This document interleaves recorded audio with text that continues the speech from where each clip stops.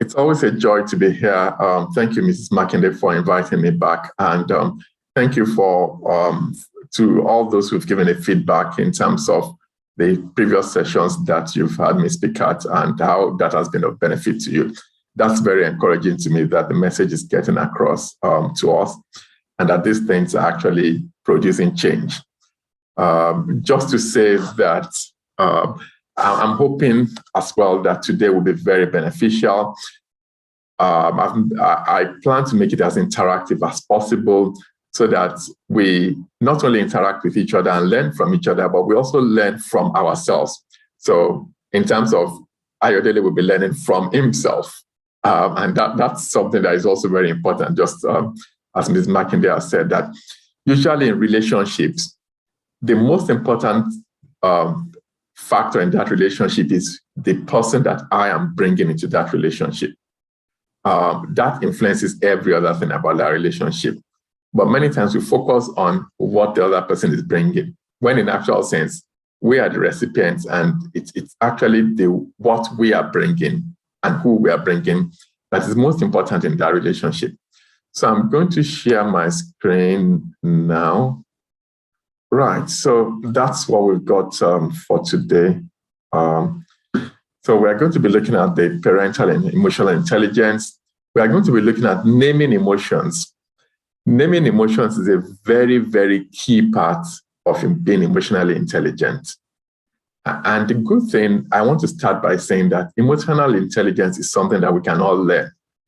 And I think that's number one. I really want to emphasize that over and over again, that there's no one who cannot develop and get better at being emotionally intelligent.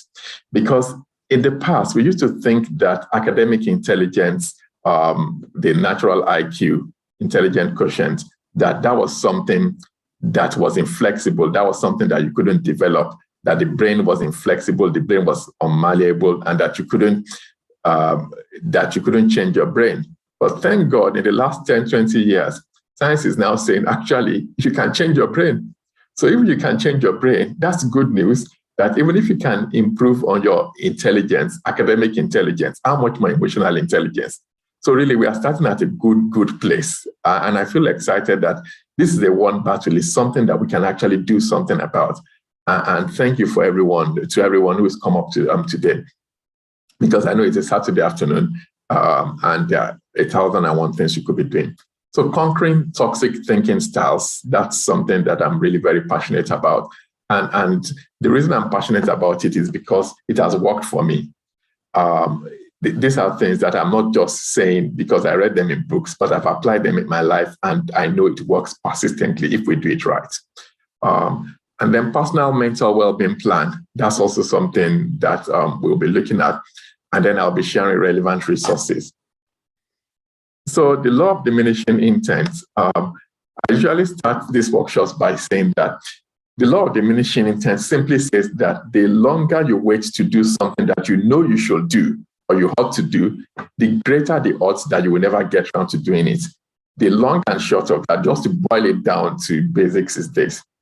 I encourage you and challenge you to please try and do something very quickly. Take notes, as many notes as you can, but try and then zero or hone down on 3 things at the maximum that you want to change. It could be 1 thing for some of us, it could be 2, it could be 3, but the less the better because it's more specific, it's very specific. You know exactly what you want to change and you then have an action plan very quickly. It's best to do it within a 24-hour period.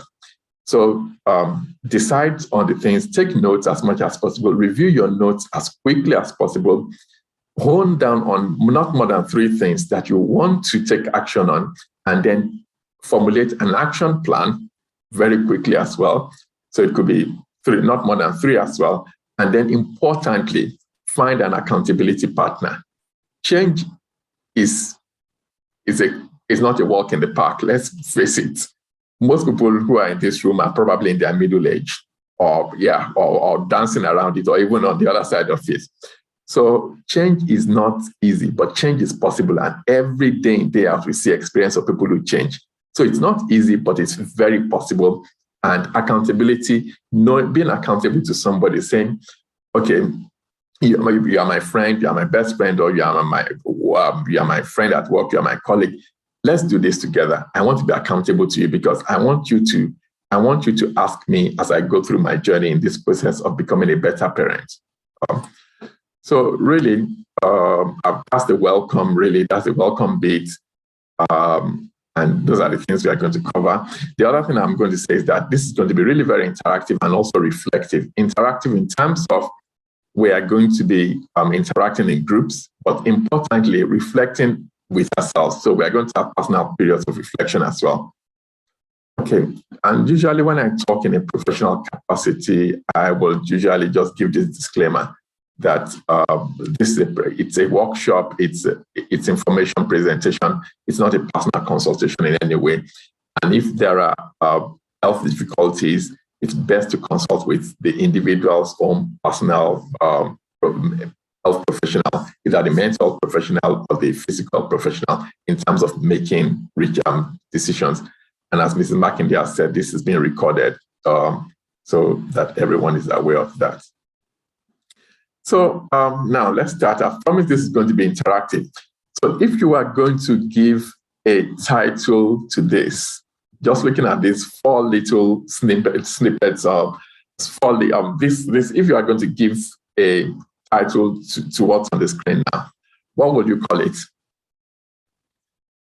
What would you, and you can either unmute yourself or you can type in the chat. What, if you are going to give a title, what would you call it? Breathe. Freeze? Breathe. Breathe. Okay, I like that.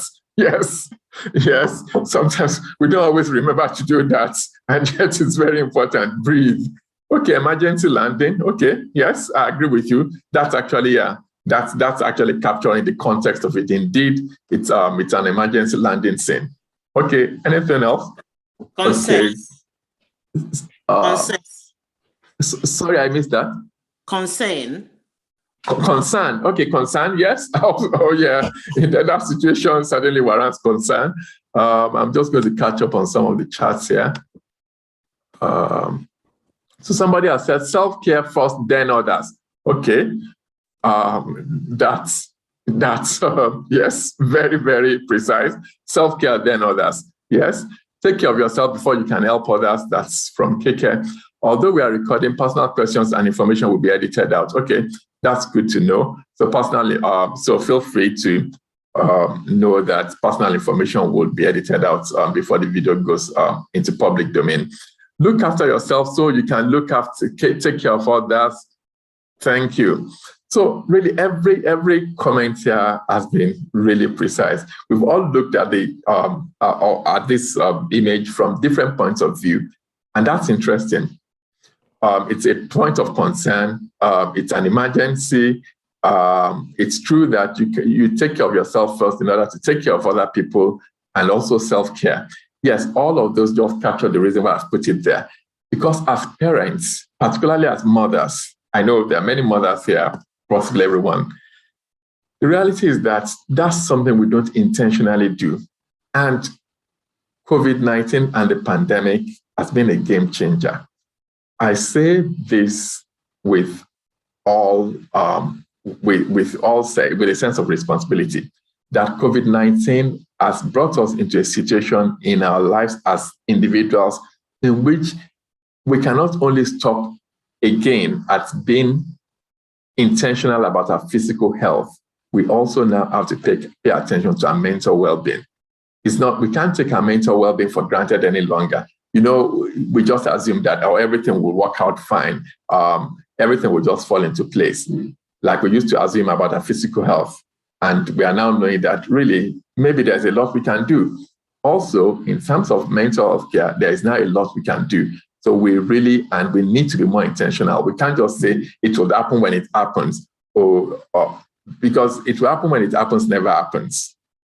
If it's not intentional, then it doesn't happen. And so that's the whole essence of today, about really looking at the things that we have, how can we really take care of ourselves as parents? And one of the ways we can do that is about being emotionally intelligent. So what is this emotional intelligence word? It's been is a word that is really bounced around quite often. And so many people have, he's been around since the 60s, but David Goleman was somebody who really gave prominence to emotional intelligence. However, there were other people that then ran with it and developed the concept after time. So one of them was this Solvay and David Solvay, and I think it's Thomas Mayer. And what did they say about emotional intelligence? They said it has a few common components. One of them is the ability to monitor one's own and other people's emotions. So monitoring is the strong word there, is the buzzword. Monitoring one's own emotions and that of others. Then discriminating between different emotions. So we are not only monitoring our own emotions, but we are also discriminating. As we are listening to this, I want us to begin to put on the parental mode and begin to think in terms of our parental relationship with our children. So we differentiate between our own emotions, between the different emotions, but we also label them appropriately. So when suddenly you tell the night before, so Joe is doing his GCSEs or is doing his A-levels. Tomorrow he has physics. Physics is very important because he is applying to university to study mechanical engineering in Sheffield, one of the top universities that offer mechanical engineering. You've spoken to Joe and said, we hope you have all things prepared, everything is ready. I'm going to drop you tomorrow. I'm going to drop you at school. I hope everything is ready, and everything is ready. And you agree on the Tuesday night, the exam is on Wednesday morning. Wednesday morning, you get into the car and you're halfway to the school where the exam is going to take place. And then and you're just running just about on time. Joe then tells you, oh, Mommy, I've forgotten my ID in the car or at home. I've not taken something very important that I need to take along. And at that point, very many emotions begin to come through you. You just begin to experience several emotions. I'm sure that our mind can begin to picture what's happening here and the different type of emotions that could be going through our minds. So that's what emotional intelligence is really about. So not only being able to monitor your own emotions and those of others, but you're also able to discriminate between those different emotions. You're able to label them appropriately, but also to use those emotions in a very constructive way, to use the information about those emotions to guide your thinking and your behavior. So basically, it's about during that experience, suddenly realizing that you are holding the steering tighter, which is probably showing anxiety and anger. You can feel, you might feel a headache coming, which is also showing that you are just tensed. You might begin a commentary or a narrative might begin to run in your head already about you going back home and then getting caught in traffic. And by the time you get back to the exam, Joe is late and you're already beginning to see the rejection letter because he didn't do well in physics. And these are all the things that are going on. And of course, alarm begins to set in. And you know that all of those things that I've just described, many, many times they happen so subconsciously. All that is happening in your inner world, and Joe is sitting with you, either beside you or in the car or behind you, and Joe is oblivious to all of these things. Yet, all of those narratives that are going on currently in your body and in your mind are the ones running the show. And that's what's going to determine how you respond to Joe. So emotional intelligence is being able to be in contact with those things. And so I said Goleman was the one that actually started this emotional intelligence thing. So what did he say to us about emotional intelligence? He said there are a few components to it. One of them is self-awareness, knowing one's own emotions. So, you know, the narrative I just described, being aware that at that point, as Joe breaks the news to you, that you are angry, you are anxious, you are apprehensive, and you're already beginning to paint a picture of Joe not getting his not getting good grades and not getting into university of his choice and what the aftermath could be. And all of that is already shaping the way the emotions that you are feeling. You are beginning to get uptight. And if you are not in touch at that point, you are going to lash out at Joe. And that's only going to worsen matters, because Joe, at the end of the day, is the most important person in this situation because he's the one writing the exam. And it's just about putting all those things into context. So So self-awareness is not only being aware of your emotions, but being aware of your strengths and your weaknesses. That's something that Black people don't do so well. We are not always able to name our emotions. We are not always able to know our strengths and our weaknesses. What are your likes? What are your tips? What are the things that trigger you? What are the things that make you angry? What are the things that don't touch you? And I want us to actually begin to make notes as we are listening to these things in your parenting journey. I mean, personally, one of the things that I don't like is I would rather you not do something than not do it well. In terms of not do it half-heartedly. In terms of just do it in a short way, just because you are not paying attention is not important to you. I'd rather that I then do it myself. That can be a trigger for me. At work, for instance, one of my tip-offs is when people cross boundaries. I prefer everyone to stay in their boundaries, and I respect professional boundaries. So if somebody is a professional in that regard, I would listen to them and really give them the regard, because that's their specialty.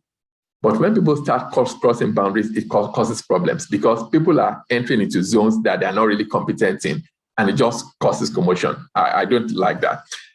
I don't like when people are walk shy. And those are the things.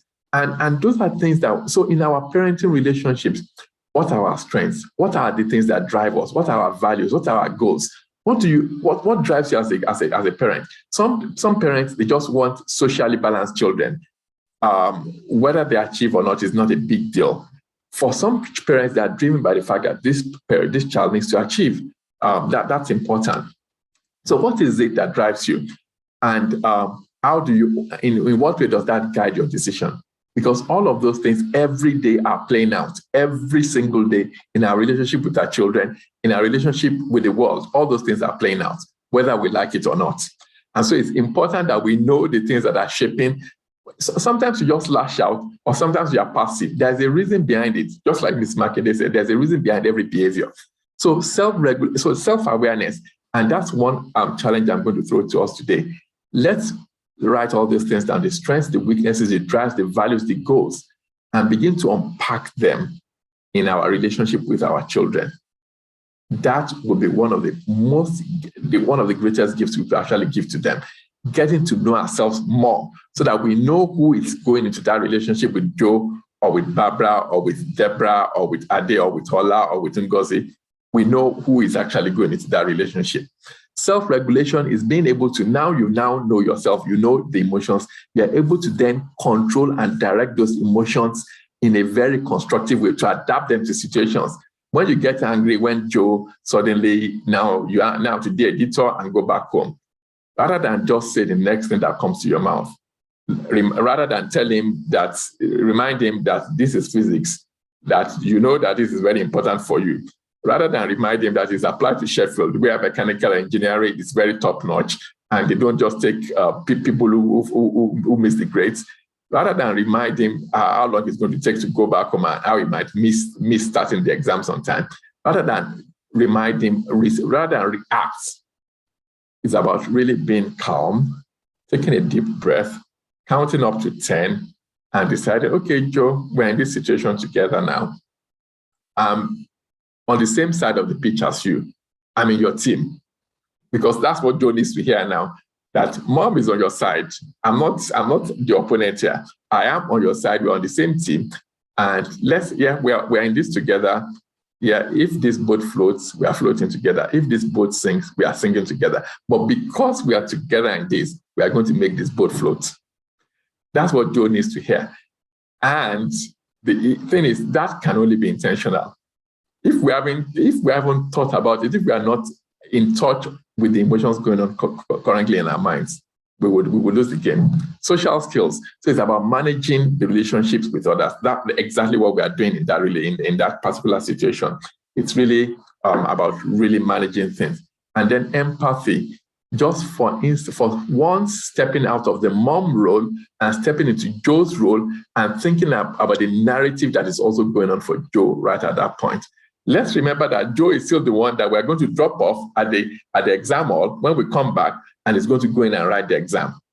And this is all he's been preparing for the last 2 years. Let's try and put ourselves into Joe's position and see whether our response might just be a little different.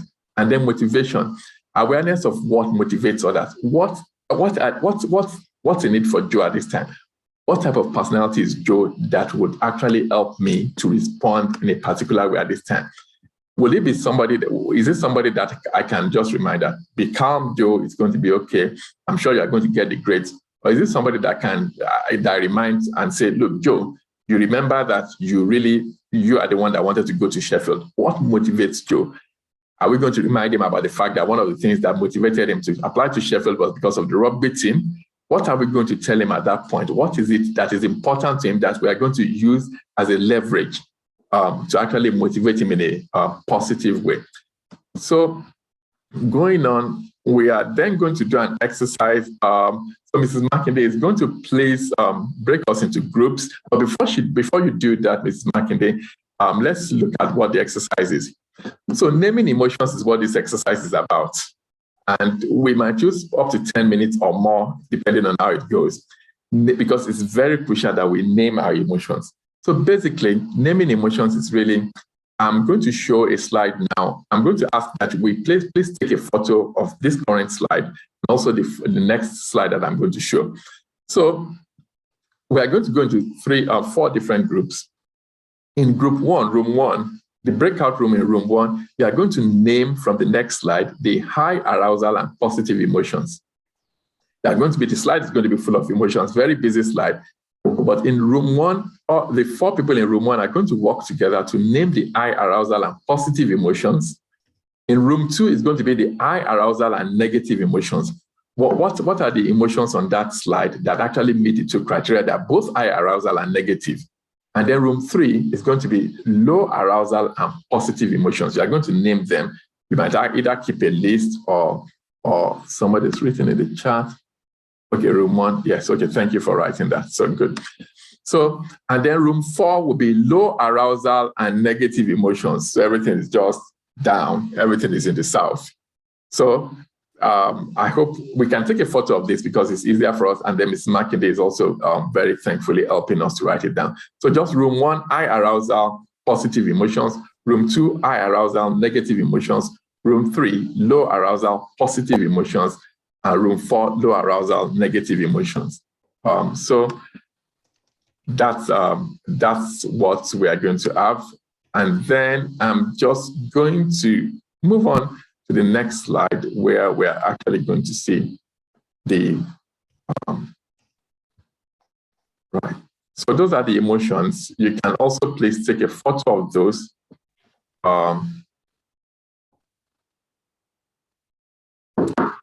You can use your mobile phone to take a photo of those, and then Mrs. Makinde will then kindly put us into the groups, into the breakout rooms. So by my watch, it's now 1:35. I'm hoping that we do that up until 1:45, depending on how we get on. It may be that we extend the time, or we might actually cut it short if.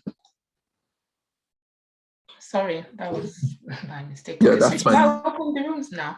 Yes, and I just wanted to confirm, is that instruction, the direction, is that clear? I wanted to be sure that we all got it right.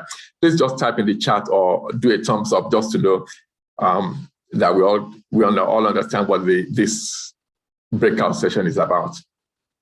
Not really, Doctor. All right, okay. So basically, we are going to go into 4 different groups now. From this, the slide on the slide that is displayed now, please take a photo of it. When you then get into your groups, so we're going to have 4 breakout groups. Each of the breakout groups has one single assignment. The room 1, if you're in room 1, the only thing you need to do is, out of all the emotions that are currently on the screen, you need to name the ones that match the high arousal and positive emotions. So let me just give you an example.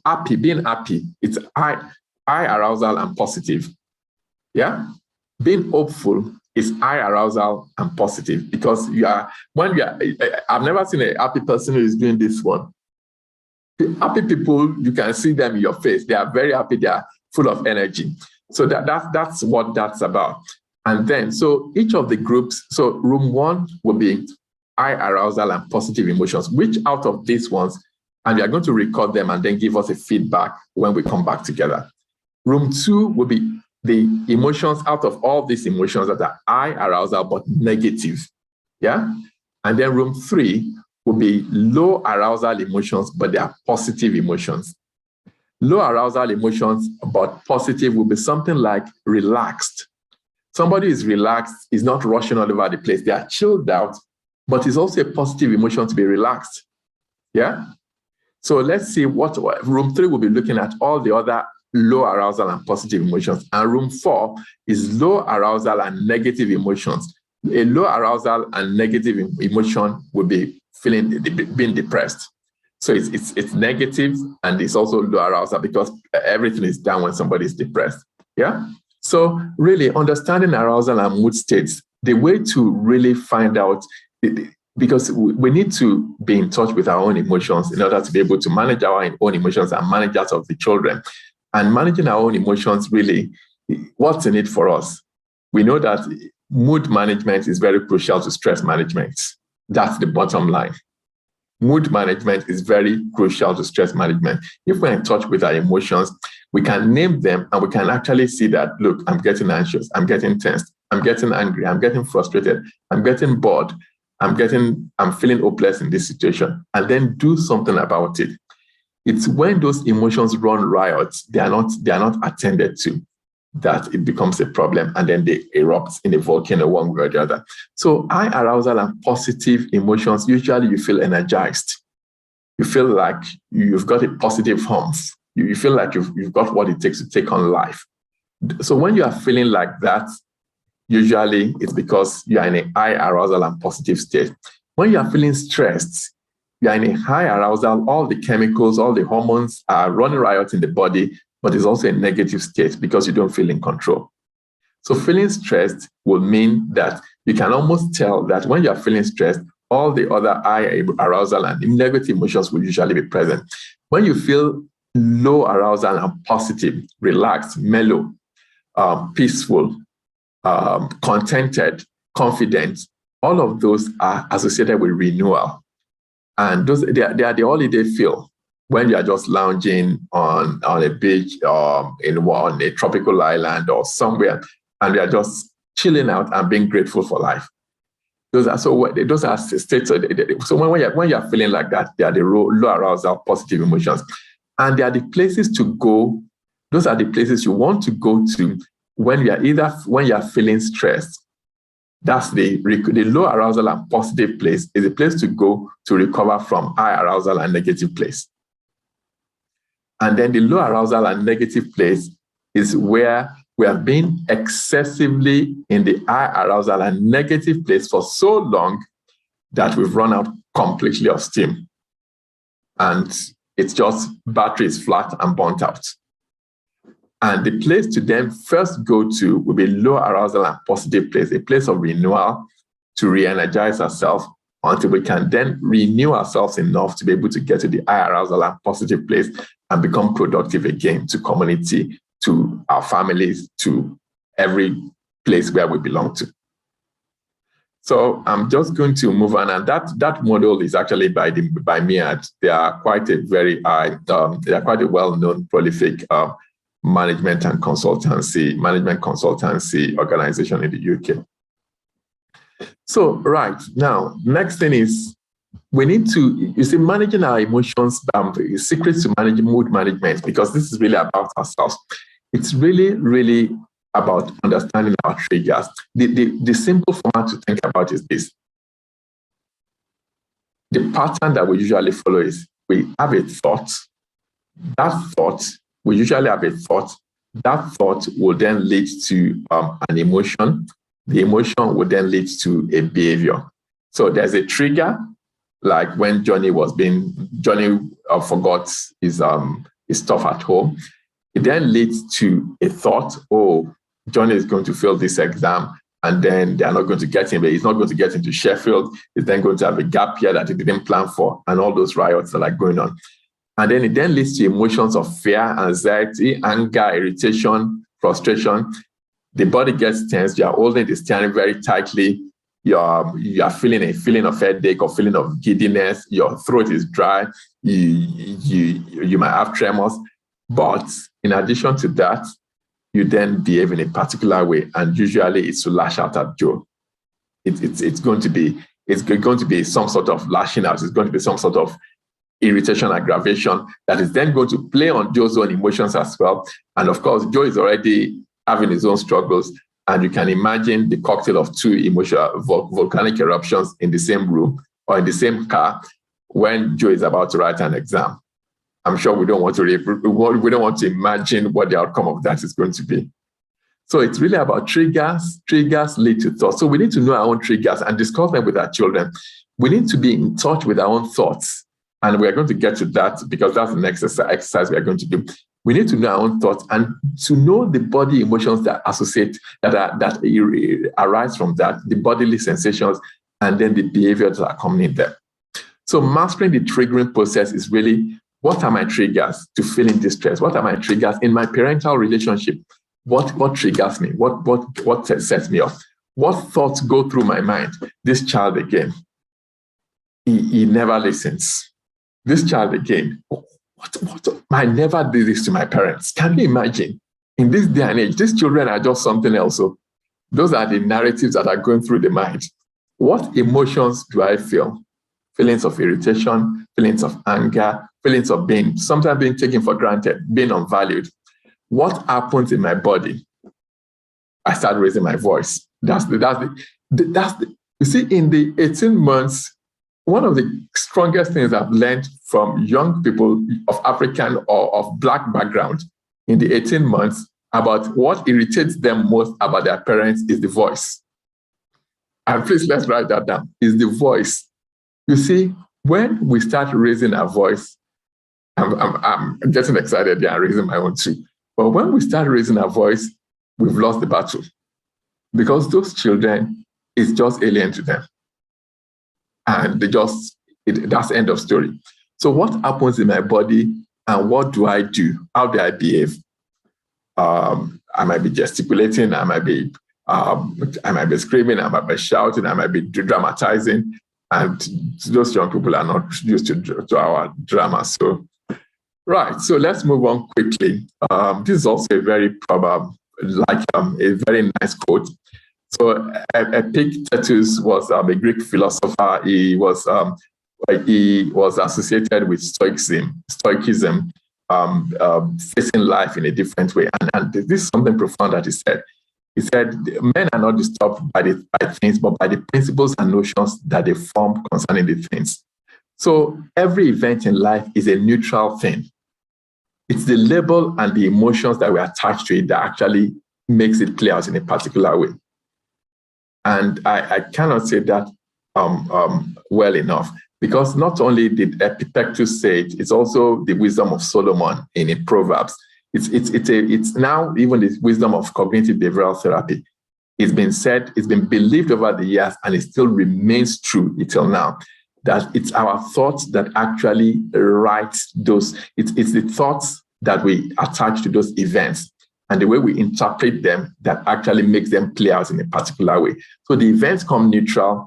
They come neutral, even though they might have a negative connotation to us, a positive connotation, but it's the way we interpret them in our minds that actually causes the trouble. So I'm aware that our time is fast spent, but usually when I do this exercise, I will then ask people to say, what was the first thing that you saw when you looked at this? Just tell me, just looking at it first glance, people can unmute themselves or actually write in the chat. What did you first notice when just looking at the first glance? What did you first notice?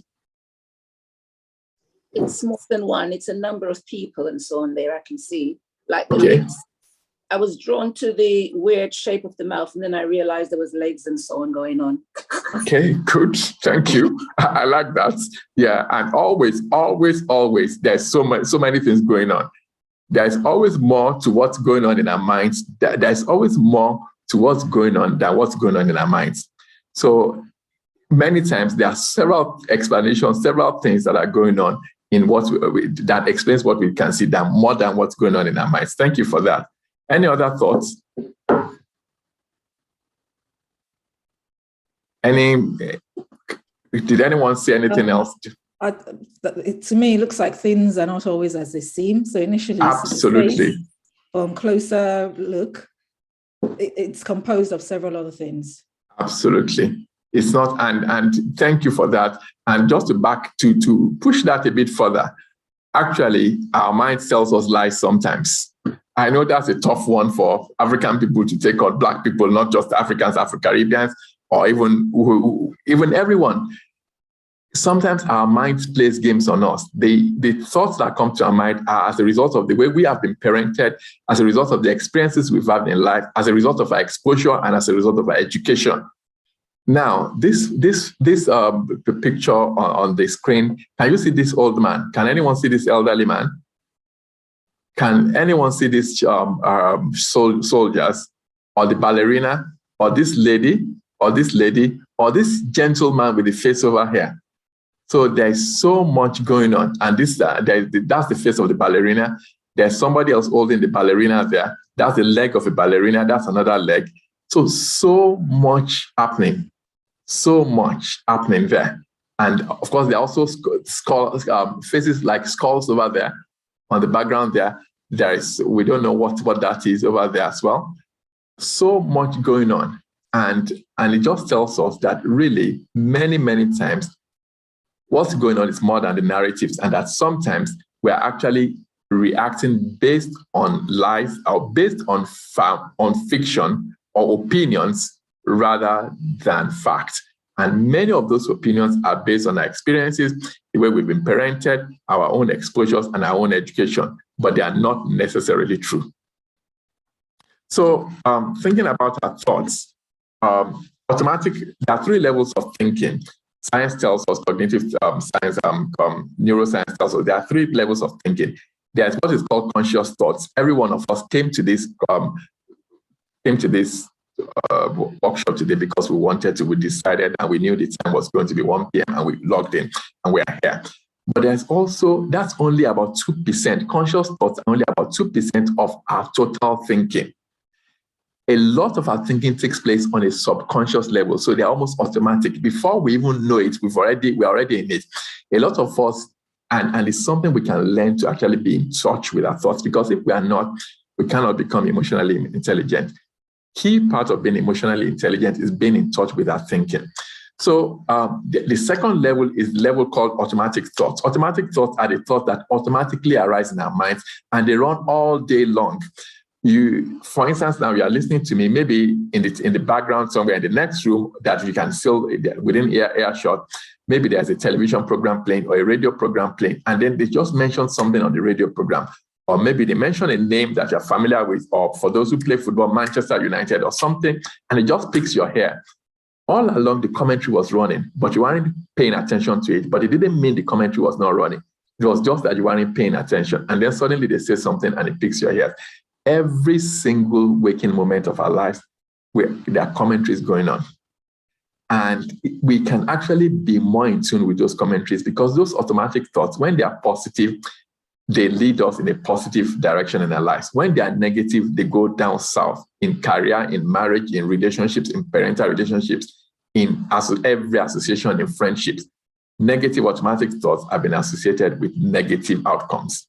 Now, the other thing is that we can actually begin to train ourselves to be more in touch with those automatic commentaries that are running, and to actually nip them in the bud when they are not going in the direction that we want our lives to go. So that's automatic thoughts. The other one is core beliefs. They are like the bedrock. They're like the core, they're like the foundations of the building. And they are the ones that actually inform the automatic thoughts that then inform the conscious thoughts. Now, there are central beliefs that we hold about ourselves. And that includes maybe our others, that includes our children, and the world at large. Millennials are self and tech obsessed. All these millennial children, all they know is about these games. All they know is about TikTok. All they know is about social media. Those are core beliefs. And if we let them drive us, they will affect our relationship with our children and our relationship with ourselves. Men can't be trusted.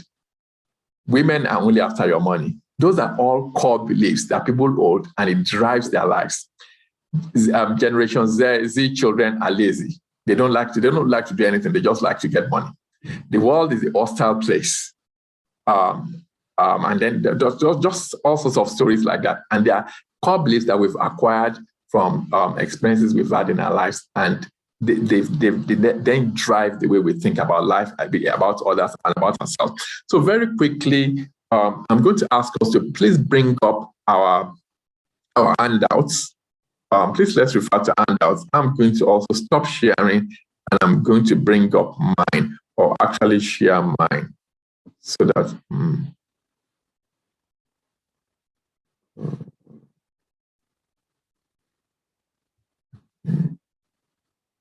going to just, so let's start referring to ours, and then I'm just going to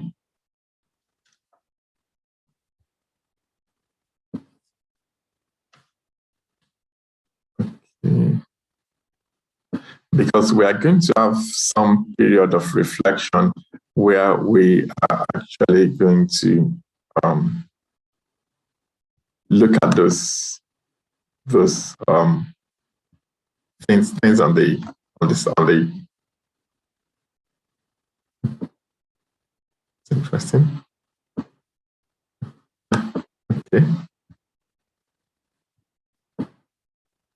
Okay, good. I've got it now. So let's open that, and then I'm going to go ahead to share my screen.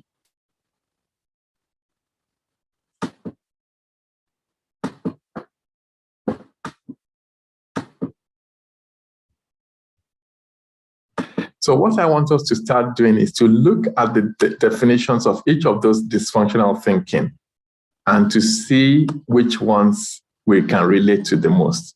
Which are the dysfunctional types of thinking that we can actually relate to the most, that really sorts of occurs in our own lives.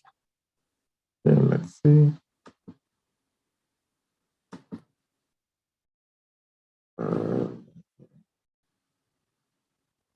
Okay, good, brilliant.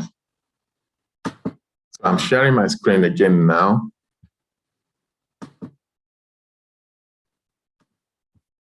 So all or nothing thinking is, you're either the best parent ever or you're rubbish. There's no middle ground. I have to be that parent who is always killing it, who has the best parent award 24 hours of the day, 7 days of the year, my whole entire lifestyle, or I'm rubbish, zero parents. But the reality is that we know that life is not like that. That life is full of shades of gray. That sometimes we win, sometimes we don't always win. Sometimes we lose this time, but we prepare. It's a step towards winning next time. Overgeneralization, we view a negative event as a never-ending pattern of defeat. Somehow you are running late, a meeting runs late at work, you run late. Because of that, you end up not picking your child on time from nursery and or from school. And this is the first day. And you begin to make conclusions. They think I'm a bad parent. Well, maybe they're even going to get social services involved now. And just because of one event, we overgeneralize, and we begin to personalize that and think, oh, I'm a bad parent for that reason. Mental filter, you dwell on negatives and ignore the positives. You know, the one I like to illustrate, to use for illustration is this. And this is the reason I'm smiling about it now. Because it used to bug me so badly. I'm speaking in a place, maybe in church or in an event like this, and I see somebody yawn. Somebody who probably went on night duty last night, and from night duty, they've come to listen to me. Either they've come from night duty Saturday night to come to church straight Sunday morning, and they just really want to be there. Or they've had a very difficult week, and really it's because of the labor of love that they've come to attend this workshop today. They yawn, and then I make the conclusion that I must be criminally boring. That's the only reason why that lady must have been yawning when I was talking about something so passionate to me. So they make that conclusion I make that conclusion. And I say it because it's something I've had to deal with myself. that when you are in a room speaking to people, no matter how powerful your presentation is, no matter how engaging your content is, people are still human. And despite the fact that they want to really follow you, sometimes it's just that their body cannot follow where their mind wants to go to. And I've come to that realization, and I've come to accept that mental filter. So we dwell on the negative and ignore all the positive things that has happened. Discounting you insist that your accomplishments or positive qualities don't count. Discounting the positives. And it's just important for us to begin to look at all these things. So what I'm going to do now is I'm just going to ask us, I'm going to keep quiet and ask us for the next 5 minutes just to reflect on these ones. Let's name 3 of them that are really most important to us. The three, if you are sitting with somebody who knows you well, what 3 ones are the most common in your life that plays out in your life?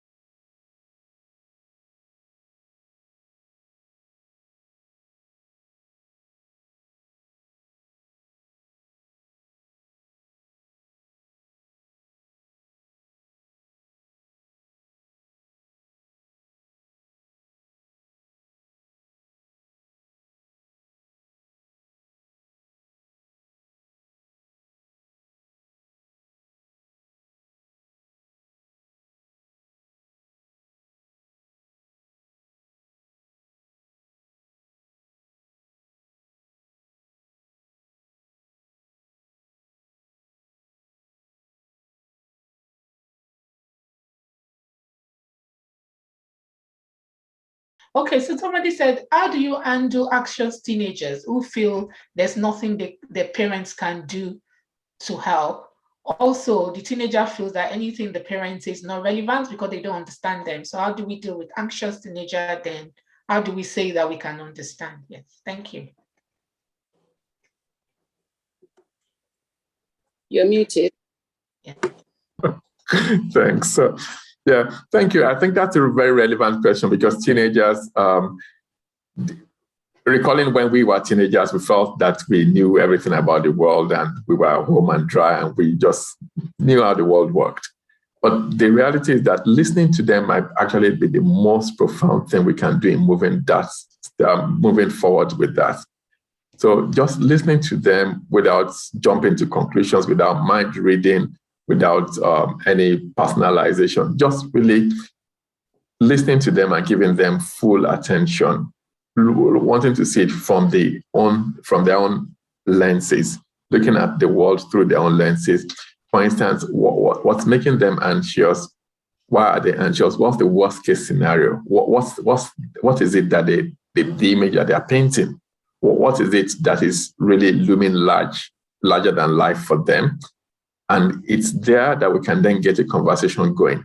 Many, many times, it's not just a one-off conversation. It's a conversation that's going to evolve. And it might even be a conversation that we plan, and we plan in phases. One phrase leads to the other until we really get to the bottom of what's happening. But importantly as well, we need to listen in a way that we are not showing, we're not being judgmental, but more importantly, that we are also not reacting. You see, because they are going to test us out, that's just the way we also test people out.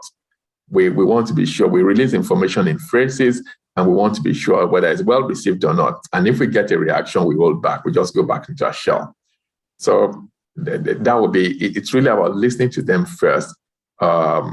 Before we even start advocating anything, we need to get to the bottom of it. And it's about really holding on to our own emotions. Sometimes it's also about choosing when those conversations take place.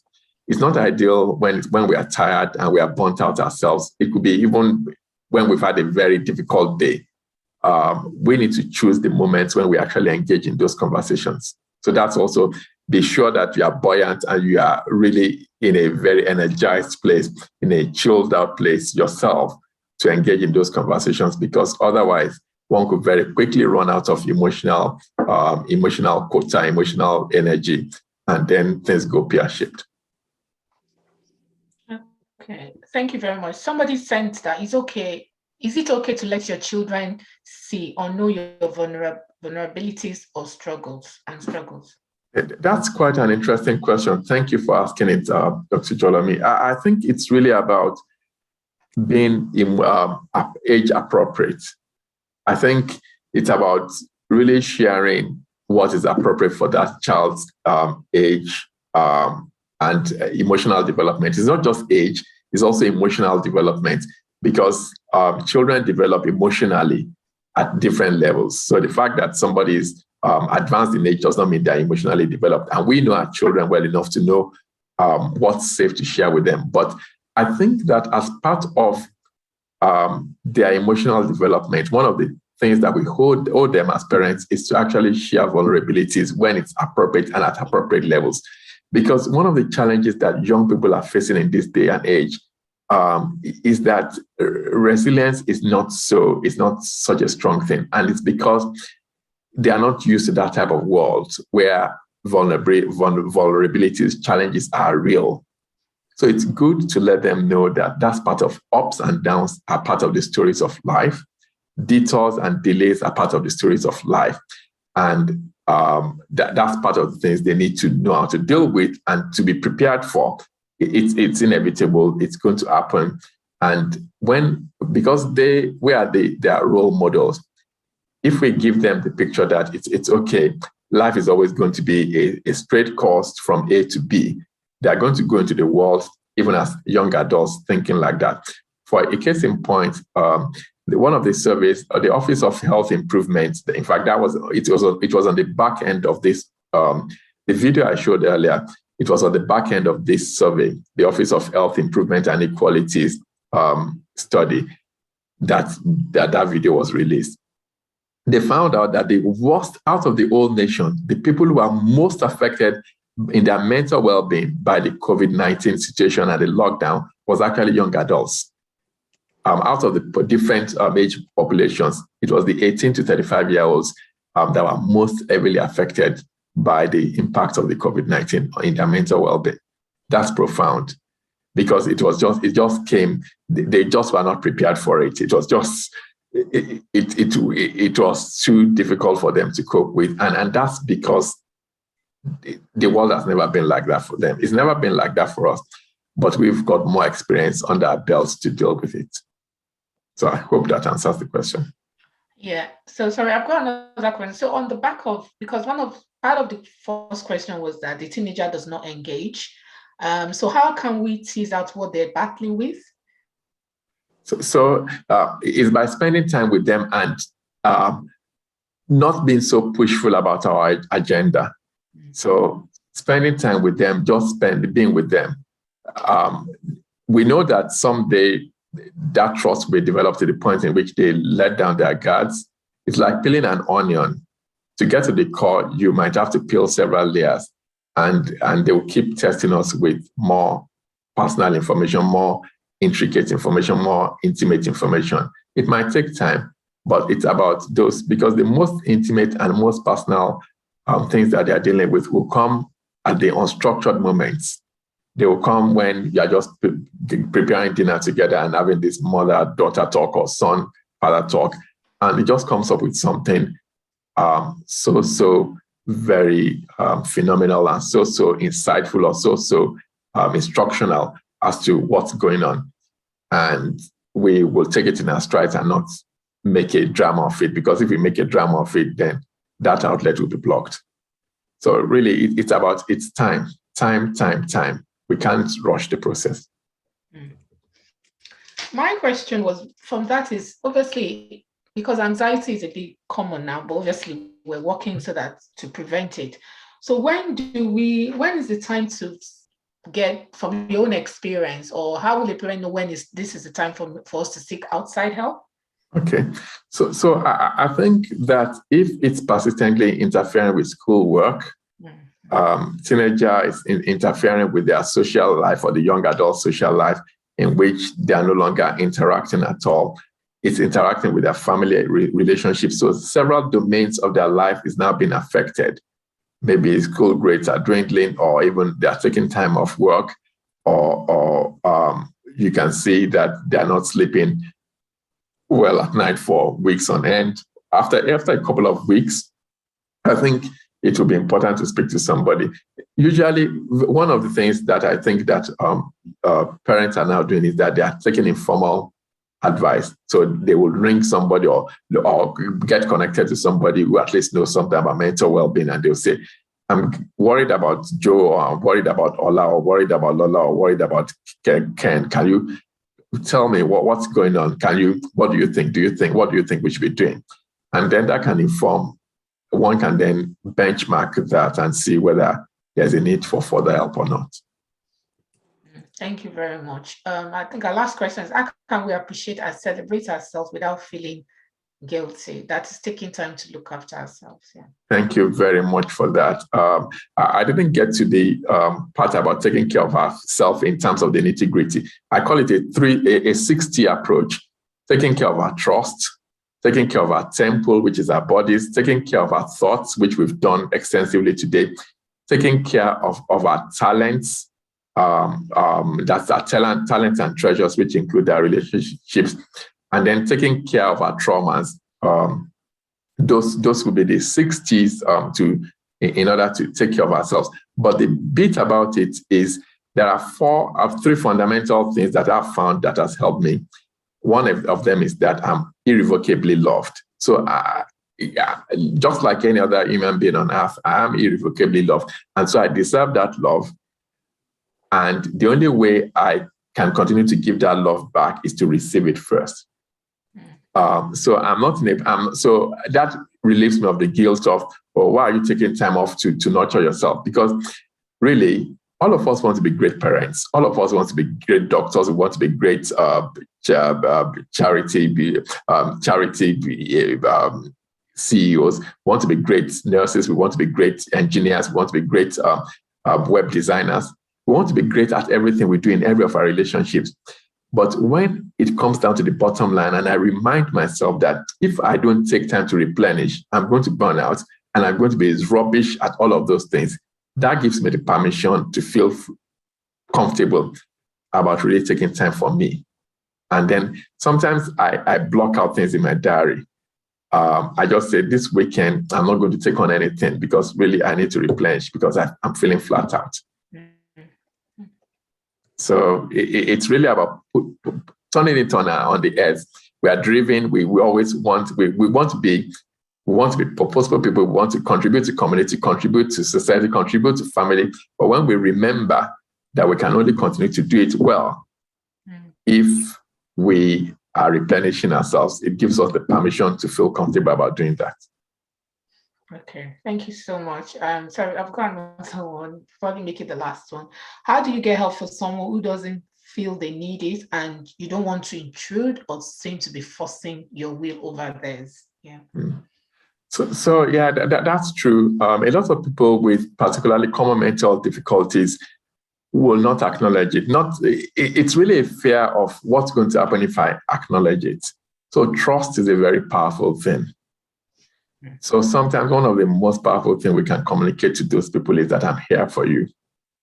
And we've got to be prepared to live with the aftermath of that. I'm here for you, and I am really here for you.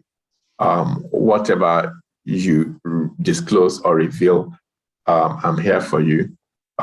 They might become so vulnerable that we didn't know those levels of vulnerability were there. They might reveal things that we thought they always had together, and it's not the case. But I'm still here for you. And the response I'm going to get is that, yeah, I'm here for the long haul. So trust, it does take time. Sometimes it's just hanging in there and not pushing the agenda of, I want you to get help. It's really, I'm just here to support you. I'm just here to be a friend. I'm just here to be a sister. I'm just here to be a brother. I'm just here to tag along with you. Okay, thank you. Sorry. Okay, thank you so much. That's so true for us. And I think even in working with people who have really gone off the rails like criminals, one of the things I've noticed is that it's about showing that love and acceptance, and that's why you're saying that I'm here for you. Because a lot of people are looking for love and acceptance, including our children. And some of them, because we know we love them, you know you love them, you know you've accepted them, but we've not communicated that, or the way we've been communicated it is not really made sense to them. Like they're saying, okay, but if you love me, why are you not allowing me to do this? I think it's important that we love and we show that we accept them regardless, especially as they get to young adult age, because then they're making their decision. So for me, this question is just came to me that, okay, so a lot of people are, some parents are reluctant, or some people are reluctant to seek help because they don't want to be put on tablets, or so you don't have to answer it, but if you are able to answer it, some people feel the moment they're on that tablet, it's going to be for life. Is that true? Is that a myth? Is that a fact or fiction? It's just so that people understand. Yeah. So it's a very relevant question. Thank you. It's many times it's a myth. So basically, most people who have the presence of mind to think that, if they are put on tablet, then they're going to be on it for life. If they are at that point in which they can still think those things, it's probably the case that they are not at that point in which they will be on tablets all their life. Plus, the fact that, number one, a lot of common mental conditions may not, in fact, require medication. Talking therapies is one of the main hallmarks of dealing with those things, talking therapies. And can you just imagine the benefit of having 12 sessions or 6 sessions of having what we've done today, sitting with somebody whom you develop trust over, and they help you to unpack your thoughts and to untangle them and to make sense out of them and develop more positive ways or a more helpful way of thinking about life. So a lot of the things don't need medication. A lot of the common mental conditions, anxiety, even depressed mood, don't need medication. They actually need talking therapies. That's not to say that medication doesn't have a role. It gets to a point in which medication will be required. And of course, I mean, the type of people that come to me in secondary care mental service are a lot of the people that need medication. But a lot of the people who are in the community who suffer from common mental problem conditions, actually, it's talking therapy. That is the exercise is another thing. Exercise is very good. Having me time is also something very important. Thank you so much, Dr. Ajayi. I don't think we have, you just posted, so just thank you so much. Thank you to everybody. I trust it was useful. Please complete our feedback from. Can I ask a quick question, please? I know we're running a bit late. What a lot of people think about psychology and psychiatrists. What is the difference in terms of mental well-being? How does one decide that this conversation has to be had with a psychiatrist or a psychologist? Okay, good point, yes.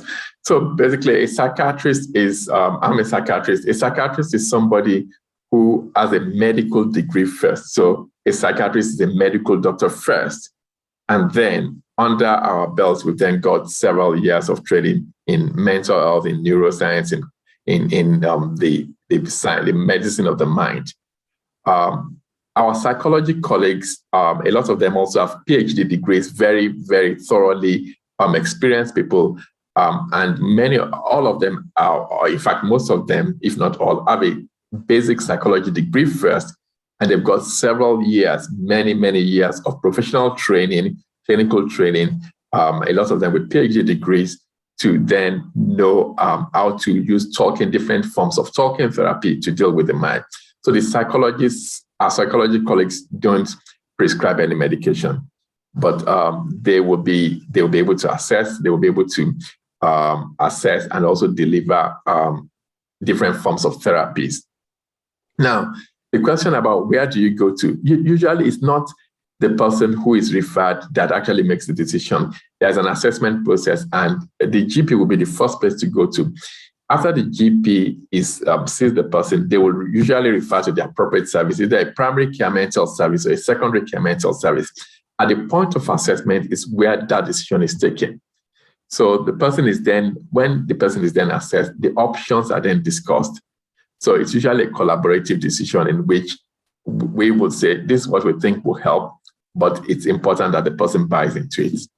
So really, it's not a fair thing to leave the person who needs the help to decide, oh, I want to see a psychologist or see a psychiatrist.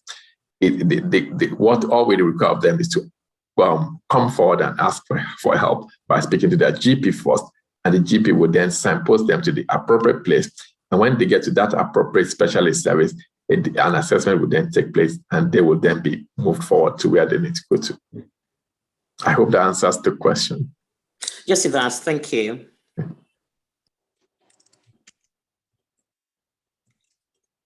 We have to let Dr. go. Dr. Ajayi go now. Thank you very much. All right, thank you too. Yeah, thank you for your commitment. I think you worked this movie, didn't you? Yes, I did, yeah. Thank you. So please, let's give him a round of applause and just appreciate him. You know, we need to appreciate people for their expertise. I really believe that. So thank you so much, everyone.